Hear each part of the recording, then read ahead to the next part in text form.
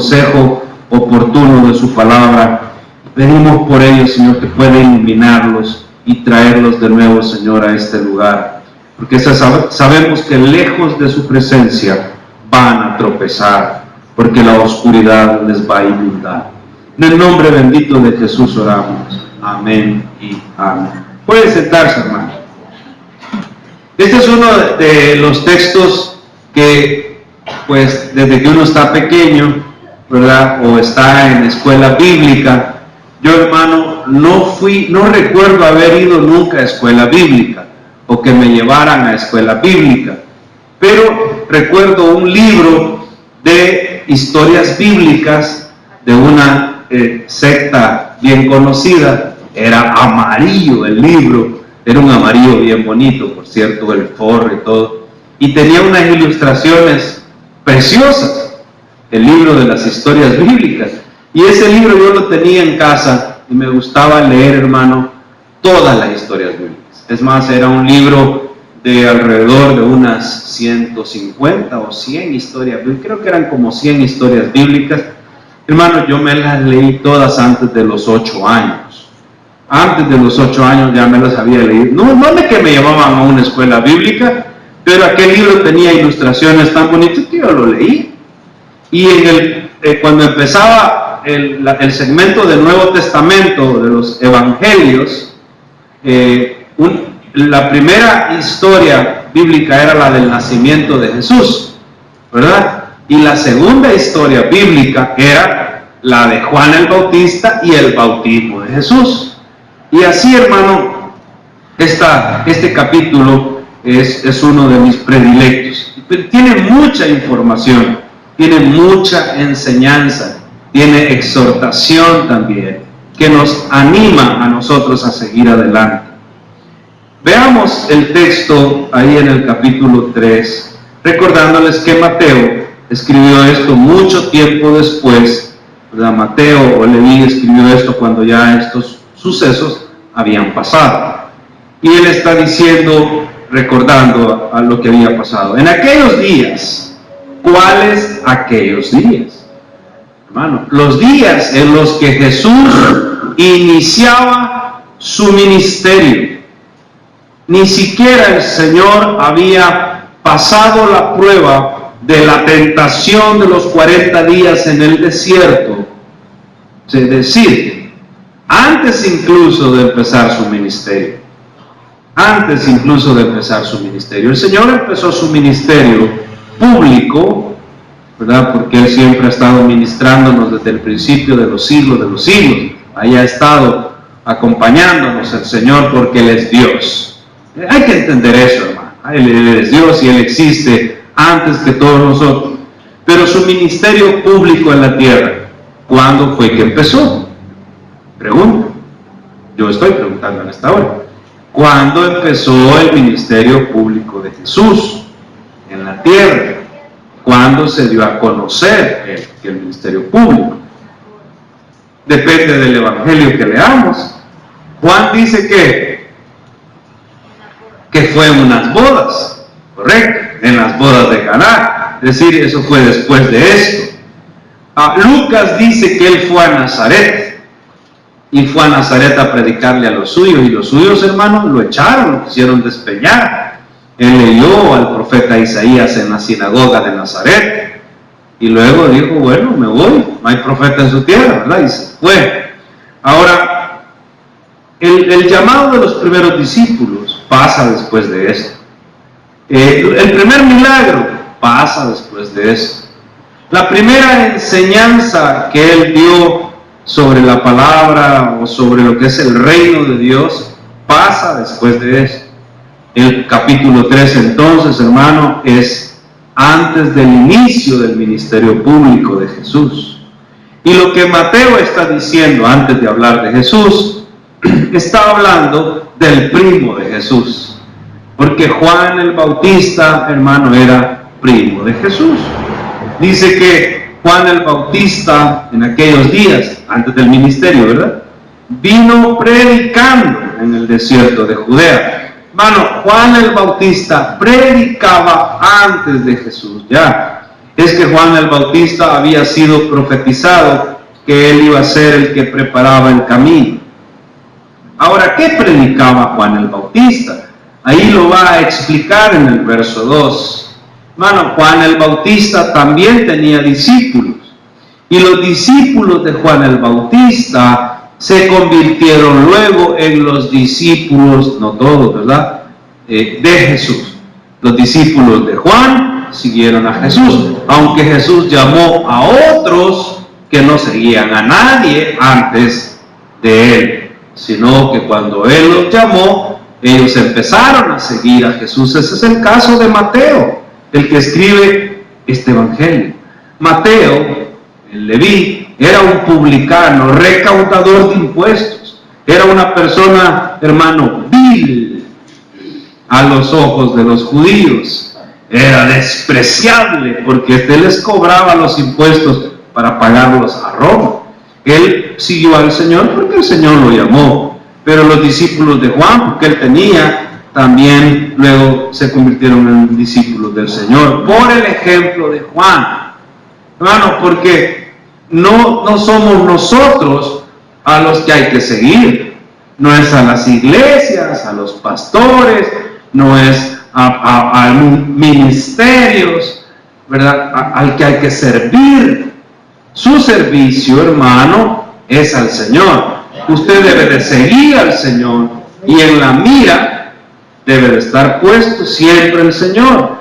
No un ministerio, no una iglesia, no colores, no nombres, ¿verdad? Hermano, nos ha costado tener una camiseta nosotros de la capilla. Ya la vamos a tener, no estamos afanados por eso.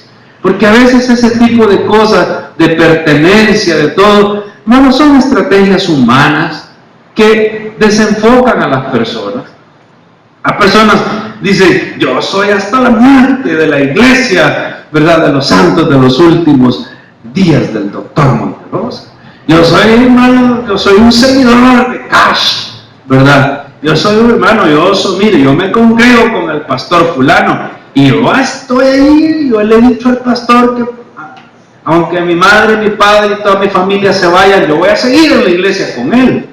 Y hermano, por algo todo el padre, la madre y toda la familia se fueron de la iglesia. Y hay gente que es bien radical, hay gente que es fanática, hermano, de seguir una iglesia, de seguir un hombre, de reunirse en un lugar X, de ponerle stickers y identificaciones de su iglesia, y aparece la mara, y aparece la gente que anda de pandilla. Todo lo de identidad y lo de localismo y lo de figuras de identificación y de todo, como que fueran grupos de estos. Ya no parece la iglesia de Jesús, ya no parece la iglesia cristiana, hermano, que se fundó en los primeros tiempos. Parecen iglesias sectarias, en las cuales si tú no perteneces a ellos, estás mal, hermano, estás en problemas. Hermano, ya no lo hemos visto en la iglesia. Hermano, la iglesia soy yo. Usted no me ha visto en una casa, en un edificio, en una gran instalación, probablemente donde usted dice la iglesia. La iglesia soy yo, hermano. Y debería del Señor andar conmigo y yo con el Señor de la mano, como Enoc andaba de la mano de Dios. Así deberíamos de andar, hermano, como Elías, que aunque era hombre y estaba sujeto a debilidades y estaba sujeto a temores, Elías siguió su ministerio aún con los peligros, adorando al Señor, como José, que aún en las pruebas él estaba firme. Entonces hay que tener en cuenta, hermano, a quien seguimos. 2, ¿qué decía Juan el Bautista? Verso 2, y diciendo, ¿cuál es la primera palabra, hermano? Arrepentidos, hermano. No podemos ser seguidores de Jesús si no nos arrepentimos. Porque el reino de los cielos se ha acercado. Jesús está ahí. Jesús viene dentro de unos minutos. Jesús va a caminar por acá en 30 minutos. El reino de los cielos se ha acercado. Hermano, ¿cuál es lo contrario de acercado? El reino de los cielos estaba alejado. Amén. El reino de los cielos estaba alejado. Era imposible, hermano, accesar al reino de los cielos, porque el hombre y Dios se habían separado.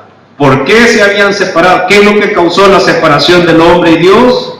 El pecado. El pecado. Y en la cruz, hermano, en la cruz es Cristo quien viene y acerca el reino de los cielos al hombre. Y este es el puente, hermano, por el cual el hombre hoy tiene acceso a la gracia. Es la cruz.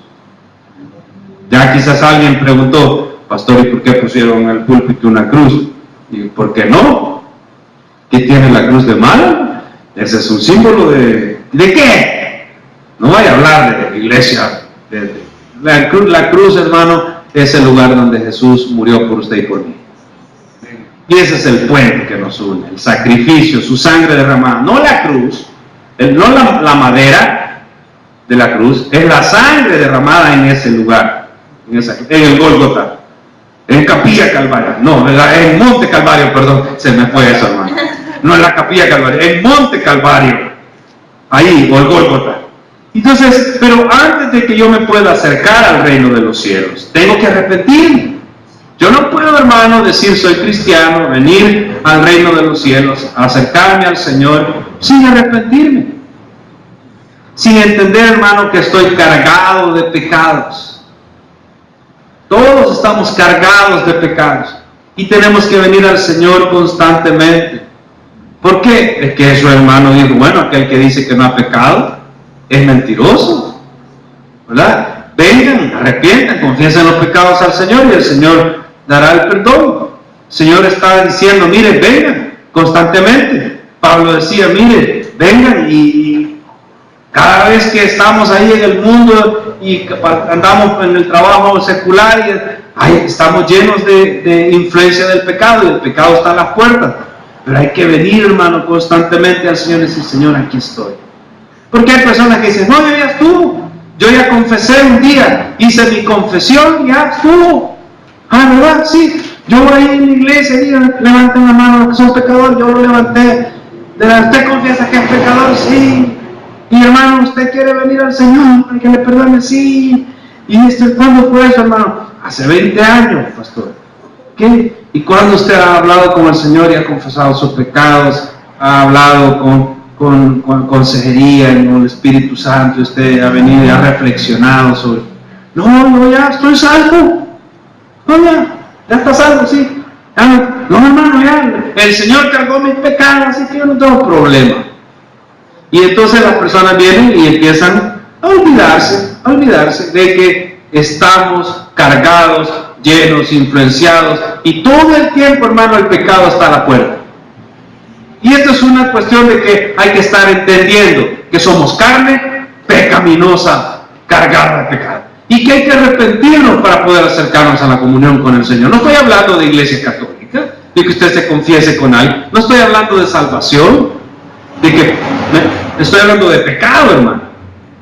O sea, la salvación es una cosa, pero el pecado es otra. Y el hecho de que nosotros hayamos recibido la gracia del Señor, el hecho de que nosotros hayamos recibido la salvación de nuestras almas, no implica que ya no pecamos. ¿O sí? Yo ya soy salvo, ya no peco. ¿Cómo no? Tú pecas. Y eso ofende a quién, hermano. Ofende a Dios. Entonces hay que venir y decir, Señor, mire, pequé. Pablo decía, si soy un miserable, todo lo estimo por basura. Y yo sé que estoy ahí con este cuerpo de carne, con un aguijón, y con pruebas, y con luchas. Y yo vengo al Señor y le digo, perdóneme, Señor, aquí estoy, he pecado. Hermano, y esa es la actitud que tenemos que tener. Pero, ¿cuál es la actitud del religioso? El religioso romano, el religioso marrano y el religioso del Salvador, el religioso de la iglesia, el religioso de la denominación. ¿Cuál es la condición de esa persona? ¿Que creen que ya son salvos? ¿O creen que ya ellos compraron la salvación o la adquirieron porque, pues sí, son servidores de pura cepa? El servicio no te hace salvo. Orar no te hace salvo. Hacer una oración, leer un tratado no te hace salvo. Lo que te salva, hermano, es la gracia de Dios, que sin merecerla te la dio. Yo no te la hubiera dado, ni Él me la hubiera dado a mí, ni usted me la diera a mí, hermano, si usted me conociera. Uy, no, este hombre, cabrón. Pero es la gracia la que nos salvó. Pero eso es un tema, hermano, entiéndalo. La comunión y el crecimiento del cristiano es otra cosa. ¿Por qué hay gente que está en la iglesia y dicen que son cristianos y su vida es miserable? ¿O no conoce usted gente que está en la iglesia, hermano, y su vida es miserable? Y ahí están y no dan una. Es porque ellos se creen ya la gran cosa. Y eso pasaba en este tiempo, y Juan, hermano, no se iba a quedar con la boca callada. Verso 3, Isaías había hablado de Juan y dijo en la profecía de este gran profeta Isaías 43, allá decía eso: voz del que clama en el desierto, preparad el camino del Señor, enderezad sus sendas. Juan, hermanos, es el Elías que había de venir, para que ya con otra parte cuando lea no se confunda. Juan es el Elías que había de venir, es el profeta que iba a preparar el camino del Señor. Preparar el camino del Señor. Hermano, no hay varios señores. Jesús es el Señor. No hay otro Señor después de Él, antes de Él, después de Él. Él es el Señor. Adonai, el Curios, como dicen en el griego. Enderezad tus sendas. Y Juan estaba vestido de pelo de camello y un cinto de cuero alrededor de sus lomos. Igual que Elías, hermano. Hay un parecido igual que Elías. Y Juan vivía, hermano, en el desierto y en las cuevas. Juan se había alejado de Jerusalén. ¿Sabe por qué? ¿Sabe por qué Juan se había alejado de Jerusalén? De las ciudades de Judea, de las sinagogas. Juan no iba a las sinagogas. Juan no iba al templo, a Jerusalén, porque los sacerdotes, los fariseos que dirigían las sinagogas, los escribas, los saduceos, estaban, hermanos, llenos de pecado, y a ellos les importaba poco el arrepentimiento. No querían acercarse al reino de los cielos. Ellos eran religiosos que hacían las cosas como les daba la gana. Ellos creían que eran salvos por ser israelitas. Ellos creían que eran salvos por ser buena gente y dar ofrendas y diezmos. Ellos creían que eran salvos por el simple hecho de lavarse las manos, de hacer ayunos, de hacer oraciones largas, de hincarse horas y horas y horas, de ayudar a las viudas hipócritamente y a los huérfanos.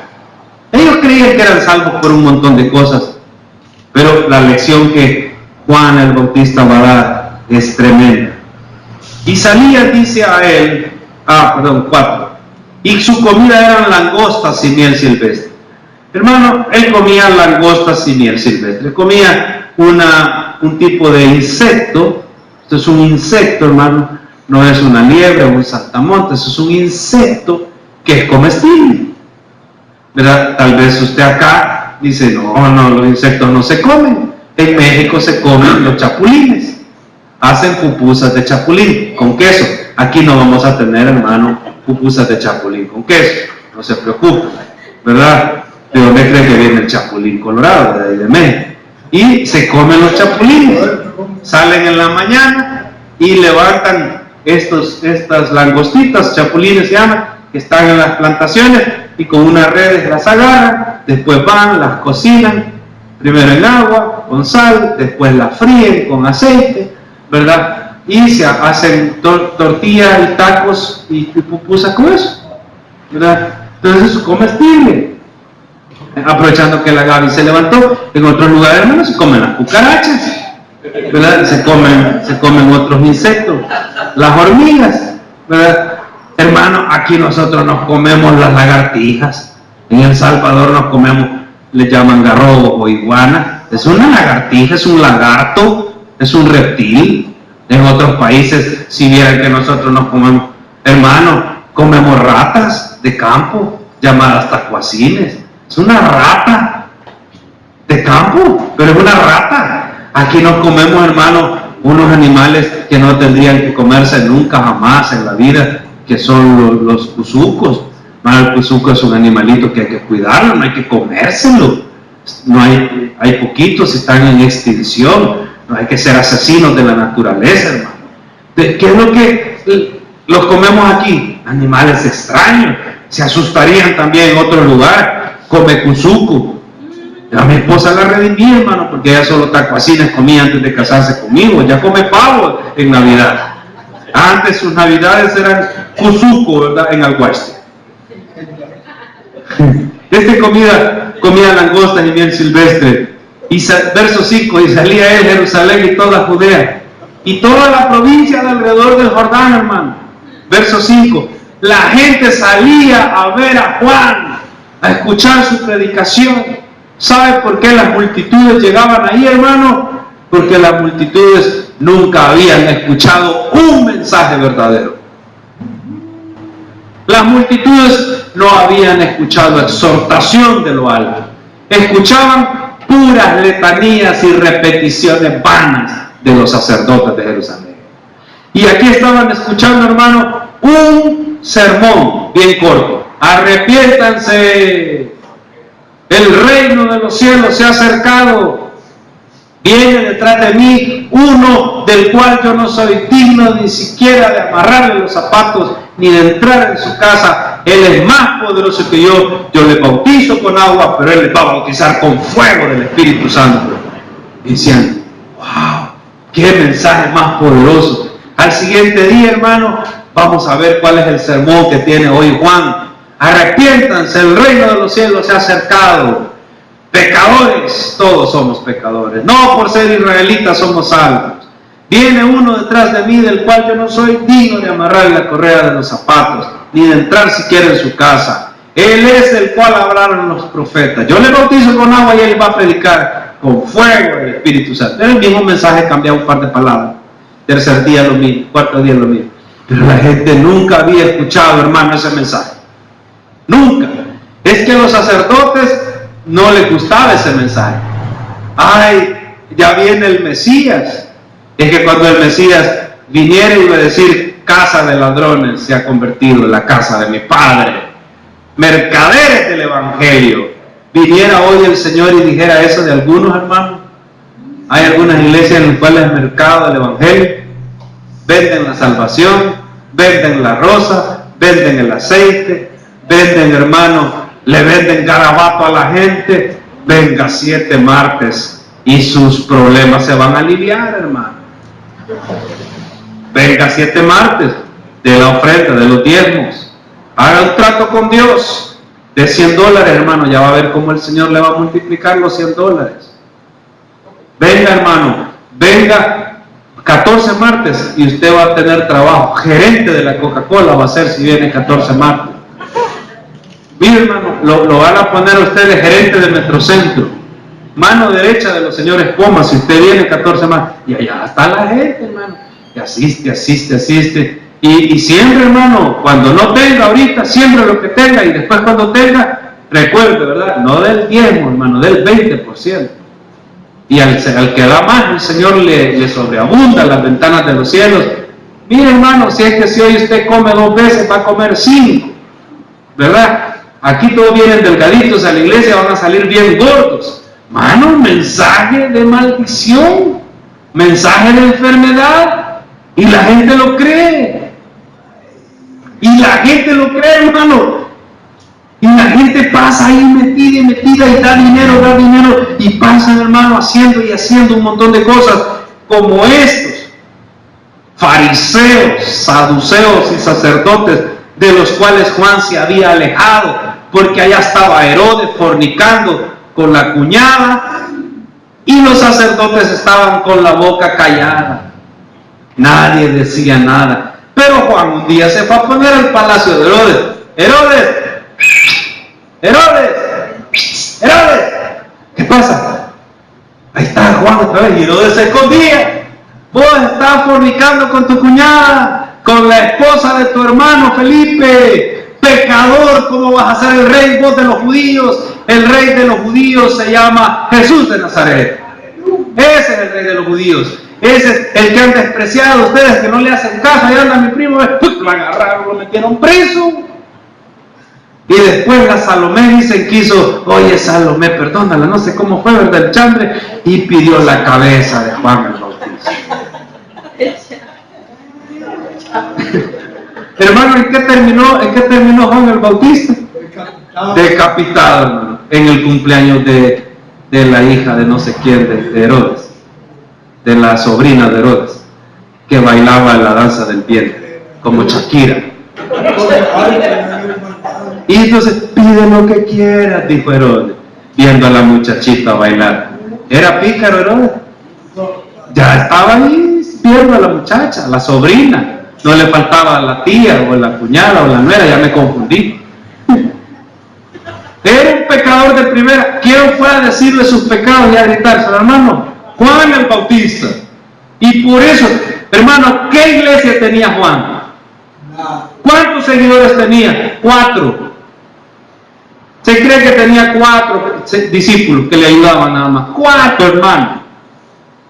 Andaba vestido con trajes de Pierre Cardin, de Oscar de la Renta, hermano, zapatos Ferragamo, reloj de Rolex. No, hermano, no andaba nada de eso. Pero es el gran profeta, el único que se parece al Elías del Antiguo Testamento, el último de los profetas, Juan. Es grande, hermano. Es grande. Todo el mundo lo veía pobre y pequeño, insignificante, con 4 gatos. 4 discípulos, hermano. Pero mire, 4 gatos verdaderamente que amen al Señor valen más que 1000 tigres, hijos del diablo. 1000 tigres entregados a la perdición. Eso vale más. Aquí habemos más de 4, no se preocupe, hermano, ni esté contando. 5, y eran 6, y eran bautizados por él en el Jordán, confesando sus pecados.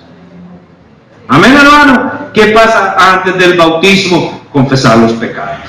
Yo no puedo venir sin confesar los pecados, decir soy pecador, y lo que pueda arreglar lo arreglo, lo que no puedo arreglar ya que voy a hacer, pedirle perdón al Señor. Pero hay cosas que pueden arreglarse, hay que arreglarlas, hermano. Vamos a suponer que usted ha abandonado un hijo y el muchachito tiene 5 años, 6 años, 10 años. Amén. Y usted viene a la iglesia, o yo estoy dando este mensaje hoy aquí, y usted hoy entiende eso. ¿Sabe qué, hermano? Vaya y trate de ese muchachito que ha abandonado, de proveerle y de llegar, no solo cosas económicas, llegar a decir, mire, me arrepiento, yo he sido un falto con usted y he sido un desamorado con usted, venga, le voy a ayudar. No, pero él no puede vivir con usted. No, está bien, vaya, quédese ahí donde está, ni modo, ya no puede arreglar eso, pero vaya, visítelo, su cumpleaños, hoy que va a empezar las clases, ¿en qué puedo ayudarle? Arregle el error que cometió, hermano. Ay, si el niño ya tiene 40 años, ¿verdad? Ya. Si usted va a querer arreglar eso con el muchacho, lo mucho una pedrada le va a tirar. O hasta ahora parece, mi tata, tranquilo, ya no puede, hermano, pero si tú tienes 5 años, 10 años, arréglelo. Confesarle el pecado, sí, ya confesé mi pecado. Si se puede arreglar, se arregle, si no, ni modo, ¿verdad, hermano? Esa es la regla. 7. Al ver él que muchos de los fariseos y de los saduceos venían a su bautismo, venían a ver, dice la Nueva Tradición Viviente, venían a ver lo que él estaba haciendo, no es que venían a bautizarse, venían a chismear qué es lo que estaba haciendo. Él les decía, camada de víboras, generación de víboras, ¿quién os enseñó a huir de la ira venidera? ¿Por qué ustedes aprendieron a evitar el confesar sus pecados? Eso les decía. ¿Por qué ustedes se creen salvos? ¿Por qué ustedes se creen superiores a todos nosotros los pecadores? Haced pues frutos dignos de arrepentimiento, y no penséis dentro de vosotros mismos, Abraham tenemos por padre, porque yo os digo que Dios puede levantar hijos a Abraham aún de estas piedras. No piensen que por su religión son salvos.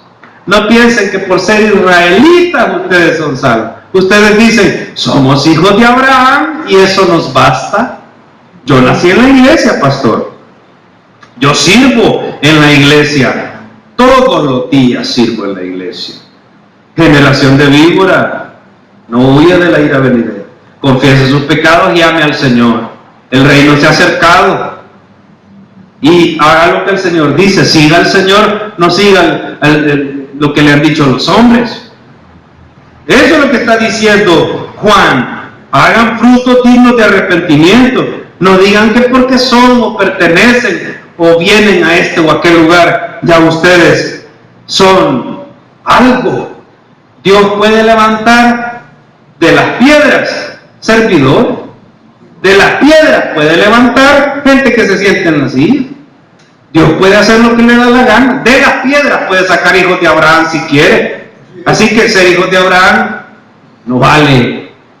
Ser israelita, hay que hacer frutos dignos de arrepentimiento. Eso es lo que ese era el mensaje, hermano. Y por eso caía mal.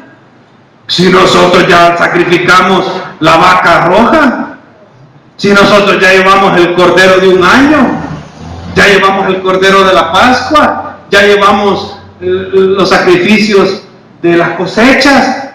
3 sacrificios al año hago yo. 3 animales mando al sacerdote yo. Eso no vale nada. Solo hay un cordero que va a quitar el pecado del mundo. Y ese ya viene por ahí, media hora. Fuerte, hermano, ya va a llegar. Es más, ahorita está llegando. Ya va llegando. Ya viene el Cordero de Dios, el único que vale. En Juan dice, Él es el Cordero de Dios que quita el pecado del mundo. Eso dice el Evangelio de Juan, acá no lo va a decir. 10. Y ya también el hacha. Ay, hermano, ya había leído ese verso alguna vez. El hacha está puesta a la raíz. ¿De dónde lo va a cortar? Cortar, hermano. Van a crecer después, si es cortado en la raíz. El hacha está puesta en la raíz de los árboles. Por tanto, todo árbol que no da buen fruto es cortado y echado, ¿qué? En el fuego. Ahora, hay que entender, hermano, eso lo está hablando Juan a los religiosos antes que Jesús aparezca. Cuando ya Jesús aparece, ya entonces todo el sacrificio, la religión, ir a la Pascua, el sacerdocio, esto no vale. Cuando Cristo viene, lo único que vale, hermano, es Cristo y el sacrificio de Cristo en la cruz del Calvario. Y lo demás no vale. Pero siempre hay una constante: arrepiéntase, arrepiéntase, venga al Señor. Y entonces dice el verso 11: yo a la verdad os bautizo en agua para arrepentimiento, pero el que viene tras mí, cuyo calzado yo no soy digno de llevar, es más poderoso que yo. Él os bautizará en Espíritu Santo y fuego. El sello del fuego, hermano, es completo. Está hablando de salvación. Pero vengo yo y me arrepiento de los pecados. Y entonces Él me bautizará con el Espíritu Santo y fuego. Me deja sellado, me deja listo. Pero volviendo al otro, pecado es otra cosa. Porque cuando yo ya vengo al Señor, cuando yo ya recibo la gracia de Dios y soy bautizado por el Espíritu Santo y fuego, siempre estoy dispuesto al pecado. Y cada vez que estoy dispuesto al pecado, tengo que venir al Señor y pedirle perdón a Él. En las cartas de Pedro y las cartas de Juan, ahí lo explica. Lo voy a predicar un día de esto para que lo podamos complementar. Amén, hermano. Su aventador, es decir, hermano, su hoz, ¿verdad? Su vara, su chilillo, el chilillo, ¿entienden el chilillo el salvadoreño, hermano? El garrote, pues, pero el garrote aquel fino, que huele, hermano. Yo solo me acuerdo de las pencas de curarina con las que mi abuela me daba, me pegaba cada vez que me portaba bien, así de ese. Su chilillo está en su mano.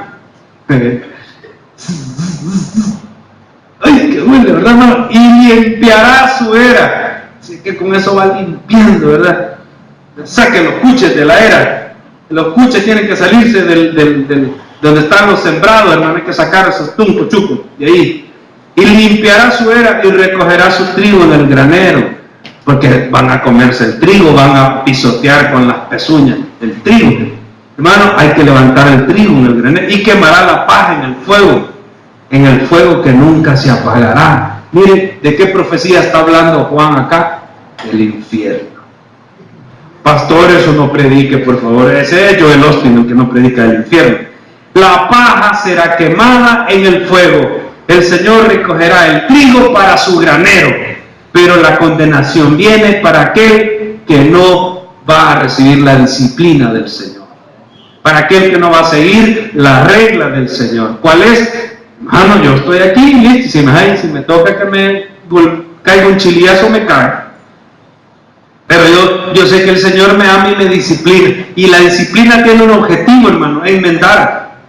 Entonces, verso 13, ya llegó, ya pasó la media hora, ¿verdad, hermano? Entonces Jesús vino de Galilea, hermano, apareció en medio de todos los pecadores. Es que imagínese usted a toda la gente común, a los fariseos, a los saduceos, a los escribas, a toda aquella gente cargada de pecado, como usted y como yo. Amén, hermano. Y en medio de ellos venía Jesús, el único que no tenía pecado. Imagínense, hermanos, gráficamente eso. Están todos los pecadores viniendo, algunos porque de verdad querían bautizarse con el agua y arrepentirse de sus pecados, otros porque eran solamente mirones y venían a criticar. Todo eso llega a la iglesia y venían y se quedaban ahí viendo a Juan, y ¿qué está haciendo ese Juan? ¿Cómo se está limpiando en el agua del río? Si nosotros ya nos purificamos con las aguas en la mañana, nos purificamos con el agua al mediodía, con el agua en la tarde, oramos 5 veces. Toda esa gente, y en medio de ellos vino de Galilea, del norte, a Juan, al Jordán, para ser bautizado por él. Hermano, ahí están todos los pecadores, los fariseos, los saduceos, los escribas, usted, yo, el hermano Juan, el hermano Hugo, ¿verdad? La hermana Juliana, ahí está David, todo, Fernando, todo el atajo de pecadores sucios. Todos nosotros, ahí estamos. Y en medio aparece Jesús y dice: yo voy a ser bautizado también. Hermano, el único que no tenía pecado viene y dice: yo voy a ser bautizado también. Y entonces a Juan le cae un golpe en el corazón, hermano. Mire lo que dice: Juan se le oponía. No, ¿cómo va a ser eso? Si usted es el Señor, yo estoy hablando, preparando la senda y el camino del Señor. Yo necesito ser bautizado por ti. Acuérdense que eran primos. Hey, primo, ¿cómo va a ser eso? Yo necesito ser bautizado por vos, y tú vienes a mí. Si yo soy pecador como estos, yo soy igual que todos estos, yo necesito tu bautizo del Espíritu Santo y fuego. ¿Cómo yo te voy a bautizar a ti? Jesús le respondió: deja ahora, así conviene que cumplamos toda justicia. Hay que enseñarle a estos pecadores que yo, aún siendo lo que soy, voy a hacer todo lo que conviene. Aún siendo ellos pecadores y yo el Cordero sin pecado, yo voy a morir en una cruz de maldición. Hermano, el sacrificio en la cruz era el peor sacrificio, era la peor muerte que usted se puede imaginar. Solo los delincuentes más terribles morían en la cruz: los violadores, los asesinos, los traidores al imperio, la gente, hermano, que había asesinado a su propia familia, los ladrones que maltrataban y que mataban y metían el cuchillo. Los peores delincuentes eran los únicos que morían en la cruz. De ahí no mataban a gente inocente en una cruz. Él es inocente y se va a bautizar, sí. Y luego él es inocente y se va a bautizar en la cruz también. El autor de Romanos, es decir, Pablo, dice que él fue bautizado en la cruz, porque la palabra bautizo significa manchado. Ahorita se llenó, se cubrió de agua, y en la cruz se iba a cubrir, hermano, ¿de qué? De sangre. Y esa es la firma, es el sello del nuevo pacto, en su sangre, por el cual nosotros tenemos salvación y vida eterna. ¿Era necesario entonces, hermano? Sí, para el perdón de los pecados, y la cruz para la salvación y la vida eterna, para que nosotros entremos al nuevo pacto.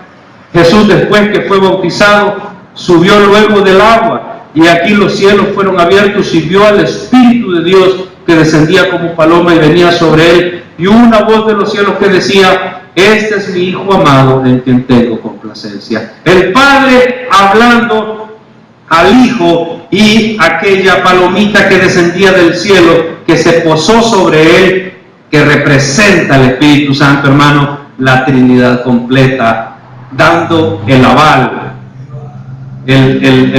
la pitada de salida, el decir listos a empezar el ministerio en el bautizo de Juan. Aquel hermano que tampoco cree en la Trinidad, está un poco complicada su existencia, porque Dios es Padre, Dios es Hijo y Dios es Espíritu Santo. Y el Hijo, Jesús, también es Dios. Él no es un profeta como Juan. Jesucristo es el Hijo de Dios, pero también es Dios. Jesucristo, hermano, no es un gran hombre, un maestro, ni un carpintero. Él es el Señor. Él es el Salvador de cada uno de nosotros, y a Él miramos, y a Él venimos a confesarle nuestros pecados. Señor, gracias te damos en esta hora por la provisión